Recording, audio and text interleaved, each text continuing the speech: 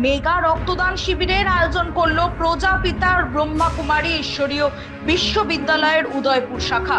রাজ্যের অর্থমন্ত্রী প্রসেনজিৎ সিংহ রায়ের হাত ধরে উদ্বোধন হলো এই রক্তদান শিবিরের।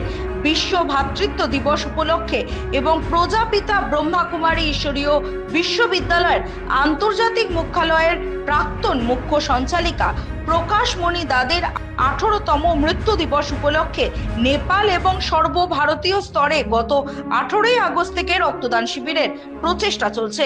সর্বভারতীয় স্তরে 1 লক্ষ ইউনিট রক্ত সংগ্রহ করা হবে বলে জানানো হয়েছে। গত 18ই আগস্ট সর্বভারতীয় স্তরে রক্তদান শিবির উদ্বোধন করেন কেন্দ্রীয় স্বাস্থ্যমন্ত্রী জেপি নাড্ডা।